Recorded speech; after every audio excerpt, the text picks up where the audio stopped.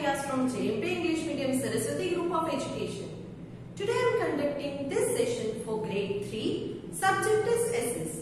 We are dealing with chapter number 1, the sun and its family, and this is my session number 2 for this chapter. So kids, before I start today's session, let us have a quick recap that what did we learn in our previous session, that is session number 1. In our session number 1, I explained to you the vocabulary words through the PPT, correct? That is, hard words मैंने आपको explain किए थे कि उनका मतलब क्या होता है. Then we also talked about the solar system, our solar system. So our solar system, it is present in a galaxy called the Milky Way or Akashganga. Correct? What is a galaxy? Galaxy is collection of stars and planets. Stars and planets के collection को galaxy कहते हैं. और हमारी galaxy का नाम क्या है? Milky Way और Akashganga. Then, in our solar system, the sun is present right in the center. Can you see this? Yes. And around the sun, we have 8 planets. See, I have written all the 8 planets here. Sun, 8 planets. So, sun center में है और 8 planets उसके आजू-बाजू में है. Correct? Yes. So, which are the 8 planets that are present in our solar system? They are Mercury, Venus, Earth, Mars, Jupiter, Saturn, Uranus and Neptune. Once again, Mercury, Venus, Earth, Mars, Jupiter, Saturn, Uranus, Neptune. Okay. Now I'm also sharing a picture of our solar system, correct? So that it will be easier for you to understand them. Now, as you all can see that I have placed all these planets at some distance. Why is that so? See, Mercury को मैंने इतने छोटे से gap में रखा है, Venus थोड़ा बड़ा है, then बड़ा. So the distance from the sun is increasing. Correct? Why is it so? Is it just because of design I wanted to do? No. ये सिर्फ डिजाइन के लिए मैंने नहीं किया. ये मैंने इसलिए किया है ताकि आपको समझ में आए कि ये सारे प्लैनेट्स जो है ये अलग अलग डिस्टेंस पर है. सन से कितनी दूर है? सन से सबसे नजदीक मर्क्यूरी है, उससे थोड़ी दूर वीनस आएगा, वीनस के बाद थर्ड पोजीशन में अर्थ आएगा. मतलब कि दूरी जो है बढ़ती जाती है. जैसे जैसे नंबर 8 वाला प्लैनेट आएगा तब वो सन से बहुत दूर चला जाएगा. बहुत दूर है. सन से नजदीक, सबसे नजदीक कौन सा है? मर्क्यूरी. जो मैंने पिक्चर आपको शेयर किया है उसमें भी आप देख सकते हो, करेक्ट, कि ये अलग अलग डिस्टेंस पर है. Then, now, in your textbook, they have given you in page number 2 and 3 एक सोलर सिस्टम का पिक्चर आपको दिया गया है. इन पिक्चर्स में भी आप देख सकते हो कि सन से किस दूरी पर कौन सा प्लैनेट आता है और उस प्लैनेट के क्या स्पेशलिटीज है या फीचर्स है. So now let us look into these different planets and their specialities. इन 8 प्लैनेट्स में से एक प्लैनेट की स्पेशलिटीज हम आज जान लेते हैं. आज के सेशन में हम ये करेंगे, करेक्ट. बट उससे पहले जो सन है वो सन भी एक स्टार ही है. आप रात में स्टार्स देखते हो ना स्काई में? यस. तो सन जो है ना वो भी एक स्टार है.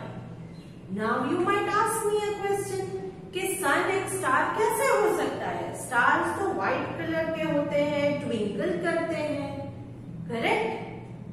यस, बट जो सन है ना वो हमारे एकदम क्लोज है, नजदीक है, इसीलिए वो हमें बहुत बड़ा दिखता है। और जो बाकी के स्टार्स है ना वो बहुत दूर है। यू माइट हैव ऑब्जर्व कि आपके नजदीक में जो चीज रखी है वो आपको बहुत बड़ी दिखती है, बट उसी चीज को आप बहुत दूर है और देखते हो तो छोटा सा दिखता है। For example, if you see a tree, अगर आप एक ट्री को देखते हो, if it is very close to you तो it looks very big tree, but if that tree is far off, बहुत दूर एक ट्री है तो वो कैसा दिखेगा? छोटा सा दिखेगा, राइट? तो इसी तरह सन जो है वो भी एक स्टार ही है, बट ये स्टार हमारे बहुत नजदीक है, इसीलिए वो हमें बड़ा दिखता है। और बाकी के जो स्टार्स है जो आप रात में देखते हो वो हमसे बहुत दूर है, इसीलिए वो हमें छोटे छोटे छोटे छोटे डॉट्स जैसे दिखते हैं और उनकी ब्राइटनेस भी एकदम छोटी लाइट जैसी ही दिखती है। सन बहुत नजदीक है, उसकी ब्राइटनेस बहुत दिखती है, उसकी हीट भी बहुत फील होती है, बट बाकी के स्टार्स दूर है, इसीलिए छोटे हैं। So what is sun? Sun is also star. Now to start with, we see many stars twinkling in the night at sky. Sky में बहुत सारे stars आप रात में देखते हो। A star is a ball of hot burning gases with heat and light of its own. Star जो है वो भी सन की तरह ही hot burning gases का बहुत बड़ा बॉल ही होता है, और स्टार्स में लाइट जो है वो अपने आप होती है, उनको किसी और चीज की लाइट की जरूरत नहीं होती है, करेक्ट? जैसे हमारा अर्थ है तो उसमें कोई लाइट नहीं है, जब सन आता है तभी लाइट होती है, जब सन चला जाता है तब अर्थ के ऊपर डार्कनेस हो जाती है। बट ये स्टार्स है, उन स्टार्स में या सन में जो है लाइट अपने आप होती है, ब्राइटनेस अपने आप होती है। सो हीट एंड लाइट दोनों अपने आप होते हैं। सन इज ऑल्सो स्टार, हमारे साथ सन भी एक स्टार है। When we look up at the clear night sky, एकदम क्लियर नाइट स्काई का मतलब क्या है? जिस नाइट में स्काई पे कोई भी क्लाउड्स नहीं होते हैं, बादल नहीं होते, एकदम क्लियर स्काई दिखता है तो उसे क्लियर नाइट स्काई कहते हैं। तो नाइट में एकदम क्लियर जब स्काई होता है और आप उसे देखते हो, we notice group of stars in different patterns, तब आपको बहुत सारे स्टार्स दिखेंगे। कभी कभी कुछ स्टार्स एक ग्रुप के अंदर होते हैं, मतलब एकदम नजदीक नजदीक होते हैं। तो ये जो ग्रुप ऑफ स्टार जिसमें एक पर्टिकुलर पैटर्न भी दिखती है आपको कभी कभी, करेक्ट? पैटर्न का मतलब मैंने आपको एक्सप्लेन किया था, करेक्ट? कि उसमें आप इमेजिन कर सकते हो कि इस तरह का ड्राइंग है, जो डॉट्स हम ज्वाइन करके ड्राइंग बनाते हैं उस तरह का कुछ बनता है। So we notice group of star in different patterns, अलग अलग पैटर्न्स में स्टार्स के ग्रुप को आप देख सकते हो। These cluster of star, star के ग्रुप को क्या कहते हैं? क्लस्टर। और जिस क्लस्टर ऑफ स्टार के अंदर कोई पैटर्न, मतलब कि कोई ड्राइंग जैसा दिखता है या ड्राइंग जैसा आप कनेक्शन बना सकते हो, दे आर कॉल्ड कॉन्स्टेलेशंस। इनको हम क्या कहते हैं? कॉन्स्टेलेशन। मैंने ऑलरेडी वोकैबुलरी में आपको कॉन्स्टेलेशन दिखाया था। You remember that man standing with bow and arrow? Yes, that is constellation. So group of stars और cluster of star that form a particular pattern is called a constellation. उसको हम क्या कहेंगे? Constellation. The largest constellation is Hydra. That is the water snake. सबसे बड़ा constellation कौन सा है? Hydra, जिसको the water snake भी कहा जाता है। Some other constellations these are Ursa Major, Ursa Minor and Orion. Ursa Major, Ursa Minor, Orion, Hydra, ये अलग अलग जो कॉन्स्टिलेशंस है उनको नाम दिए गए हैं. अलग अलग नेम से हम इन कॉन्स्टिलेशंस को बुलाते हैं. क्लियर? सो कॉन्स्टिलेशन किसे कहते हैं? A cluster of stars that make a particular pattern are called constellations. Which are the important constellations? Hydra or the water snake, Ursa Major, Ursa Minor and Orion. So ये अलग अलग constellations हैं. ये थे stars के बारे में और सन के बारे में. सन भी एक स्टार ही है. तो अब हमें पता चल गया कि सन एक स्टार है, but since it is very close to us, it looks very big and we can also feel the heat and brightness that is given out by sun. Now after the sun, sun के आजू बाजू में solar system में और क्या है? सन के आजू बाजू में 8 प्लैनेट्स है. तो इन 8 प्लैनेट्स में से, as I told you earlier, एक प्लैनेट के बारे में हम इंफॉर्मेशन कलेक्ट कर लेते हैं. It is given in your book, page number 2 and 3. Now starting with the mercury.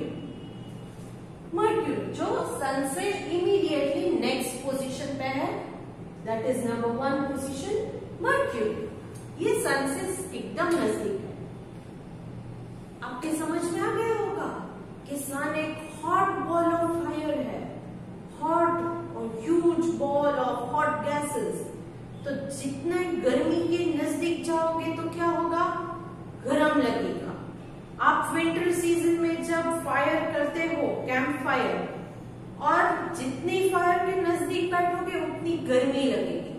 Fire से जितना दूर जाओगे तो ठंडी लगेगी. सो सेम वे ये भी हॉट बॉल है, हॉट बॉल. तो इस हॉट बॉल के नजदीक में है ये, तो इसको बहुत गर्मी लगती होगी, right? Yes. So now Mercury is the closest planet to the sun. Sun से एकदम नजदीक है ये mercury.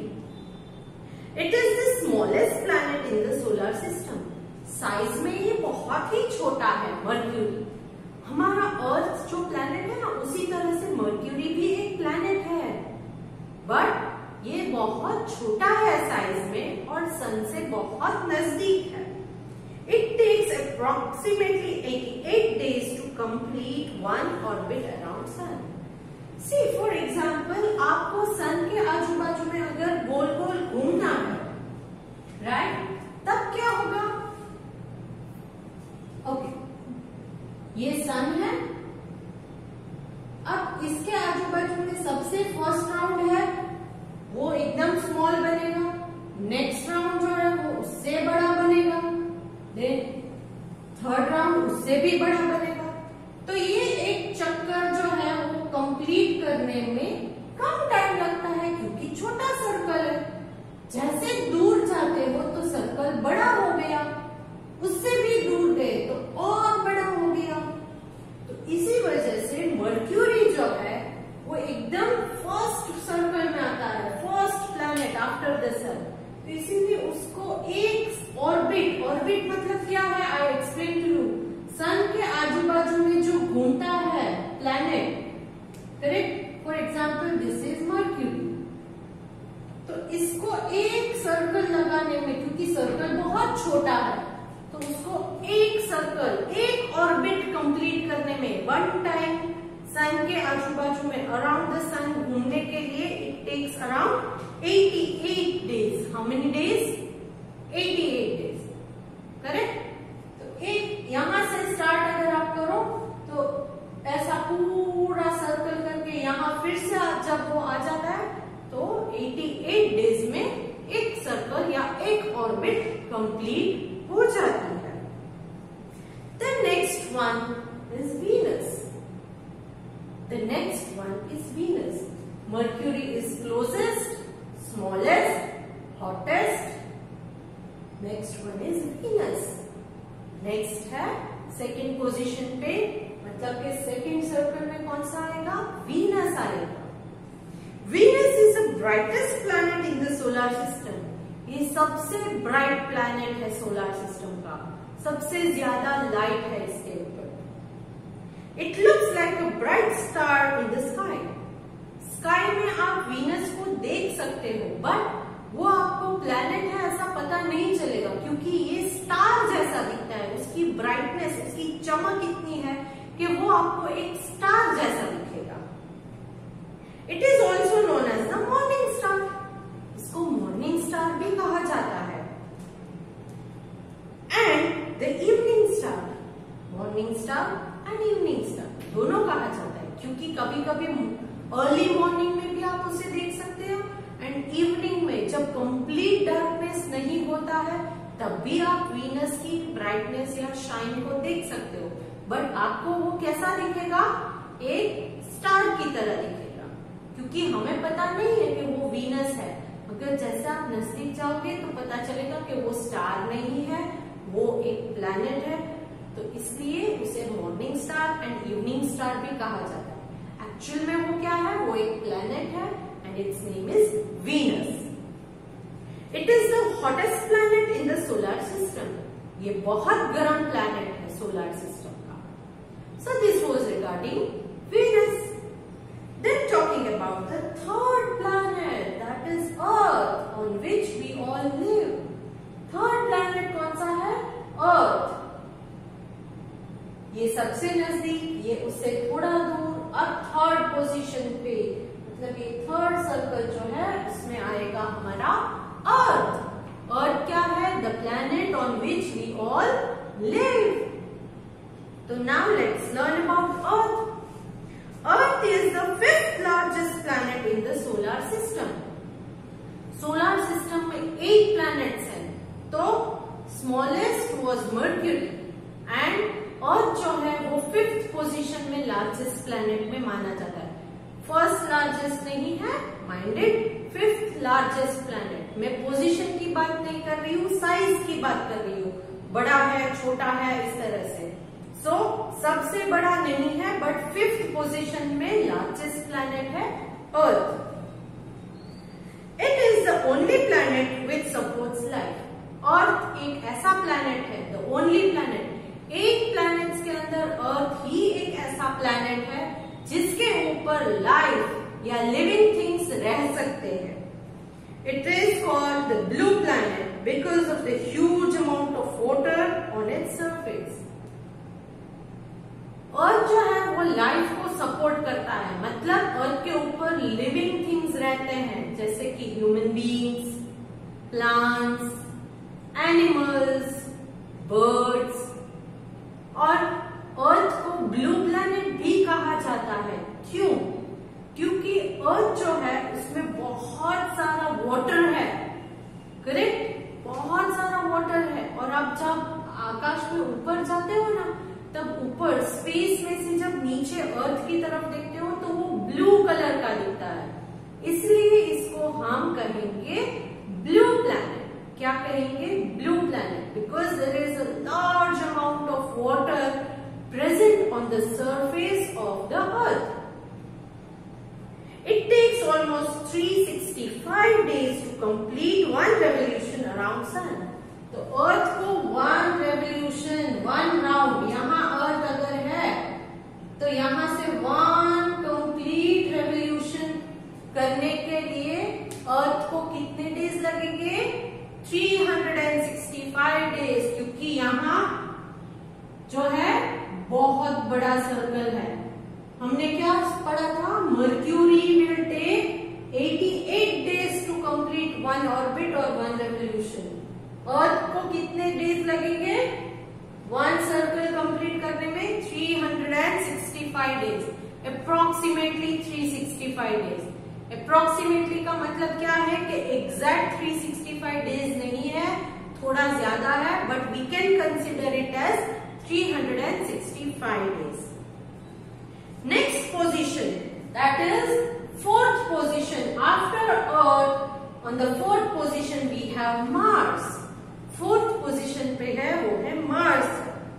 Mars is the 4th planet from the sun. Sun से 4th पोजीशन पे आएगा हमारा Mars. It is also called the red planet because of its reddish appearance. Mars को रेड प्लैनेट भी कहा जाता है। क्यों कहा जाता है? क्योंकि इसका कलर जो है वो रेड, थोड़ा रेड जैसा दिखता है। It is called red planet. Next number 5 is Jupiter. Number 5 is Jupiter. Now, Jupiter is the largest planet in the solar system. Earth क्या था? 5th largest. So सबसे बड़ा कौन सा है? साइज में बड़ा, एकदम बड़ा बॉल कौन सा है प्लैनेट्स में? जुपिटर सबसे बड़ा है। It is the largest planet. Jupiter takes almost 12 years to complete one revolution. एक सर्कल जुपिटर को सन के आजू बाजू में एक सर्कल घूमने के लिए एक रेवोल्यूशन, उसको हम क्या कहते हैं? सन के आजू बाजू में जो प्लैनेट्स घूमते रहते हैं ना, उस मूवमेंट को हम कहेंगे रेवोल्यूशन। तो जुपिटर को 1 रेवोल्यूशन कंप्लीट करने में कितने डेज चाहिए? No, it takes almost 12 years. 12 years लगते हैं 1 सर्कल कंप्लीट करने में। Clear? Now, the great red spot, which is a spinning storm, is one of its famous features. Great red spot इसके ऊपर एक है जिसको हम स्पिनिंग मूवमेंट या स्पिनिंग स्टॉर्म भी कहते हैं। ये इसका एक स्पेशल फीचर माना जाता है। Next is Saturn. जुपिटर के बाद नेक्स्ट पोजीशन 6th पोजीशन पे है, वो है Saturn. Saturn is the second largest planet in the solar system. हमारे सोलर सिस्टम में सेकंड लार्जेस्ट प्लैनेट है सैटर्न। फर्स्ट लार्जेस्ट है Jupiter, second is Saturn. Size की बारे में मैं बात कर रही हूँ, यहाँ पर पोजीशन के बारे में नहीं बात कर रही हूँ। पोजीशन में 6 नंबर पे आएगा, बट साइज कितना बड़ा है तो according to that Saturn second position पे आएगा। सेकंड लार्जेस्ट प्लैनेट है Saturn. It has beautiful rings which are made up of ice, dust and rocks. आप पिक्चर में भी देख सकते हो कि सैटर्न के आजू बाजू में रिंग्स बनी है। तो ये रिंग किस चीज से बनी है? It is made up of ice, dust and rock. बर्फ, डस्ट मतलब कि धूल, मिट्टी, and then we have rock, पत्थर। क्लियर? तो इन चीज से ये सैटर्न के आजू बाजू में रिंग्स बनी है। ये रिंग्स जो है वो सैटर्न की स्पेशलिटी है। जैसे जुपिटर की स्पेशलिटी क्या था? वो red spot. It is a red spot of spinning storm. ये जुपिटर की स्पेशलिटी थी। सेम वे सैटर्न की स्पेशलिटी है rings which are made up of ice, dust and rocks. Next is Uranus to the number 7. सन से number 7th position पे आएगा, वो है यूरेनस। सी, सन से 7th पोजीशन पे है, वो है Uranus. Uranus is very cold planet. ये बहुत कोल्ड प्लैनेट है क्योंकि सन से बहुत दूर चला गया। जैसे मर्क्यूरी क्लोज है, ये थोड़ा दूर गया, ये उससे भी ज्यादा दूर, तो उस तरह से दूर जाते जाते यूरेनस बहुत ही दूर चला गया है। So it is very cold planet. It is mostly made up of icy materials. It has faint rings. ये आइसी मटीरियल, बर्फ से बना हुए चीजों से ये यूरेनस बना है। And it has faint rings, इसमें भी छोटे रिंग्स है। Next that is the 8th one, जो सबसे दूर है लास्ट में, वो है Neptune. It is in the 8th position. Neptune is the coldest planet in the solar system. इससे भी ज्यादा कोल्ड है क्योंकि जैसे सन से दूर जाते जाओगे तो ठंडी बढ़ती जाएगी, सन से नजदीक आओगे तो गर्मी बढ़ेगी, सन से जैसे दूर जाओगे तो ठंडी बढ़ेगी। तो इसलिए ये आइसी मटेरियल से बना है, कोल्ड प्लैनेट है। और इससे भी ज्यादा दूर है ये नेपच्यून। तो ये तो और ज्यादा ठंडा है. It is the coldest planet in the solar system. Like Uranus it is mostly made up of icy materials. ये भी यूरेनस की तरह आइसी मटीरियल मतलब बर्फ से बना हुआ ही है. It is the only planet which is not visible to the naked eyes. ये एक ऐसा प्लैनेट है जो आप ऐसी कुछ भी इंस्ट्रूमेंट आंखों के ऊपर लगाए बगैर उसे देख नहीं सकते हो. You can not see it with your naked eyes. Naked eyes मतलब ऐसे ही आंखों से आप उसे देख नहीं सकते हो. आपको कोई इंस्ट्रूमेंट या इक्विपमेंट लगाना पड़ता है आंखों के ऊपर तो ही वो आपको दिखेगा. That is Neptune. Am I clear to you? Okay, so today in this session we will keep it till here. इस सेशन में हम यहीं तक करते हैं. इस सेशन में मैंने आपको डिटेल में सन के बारे में समझाया कि सन एक स्टार है but it is very close to us so we can see it as very big one. Then 8 planets के बारे में जो मैंने इंट्रोड्यूस किया था तो मैंने उनकी स्पेशल फीचर्स के बारे में आपको एक्सप्लेन किया, उनके पोजीशंस के बारे में एक्सप्लेन किया. Right? Okay. So next session में जो है हम प्लैनेट्स के बारे में और थोड़ी जानकारी एंड सैटेलाइट्स के बारे में एक्सप्लेन करूंगी मैं. Along with this session, I am sending a PDF to you. In this PDF, I have explained to you regarding what you have to do in your homework.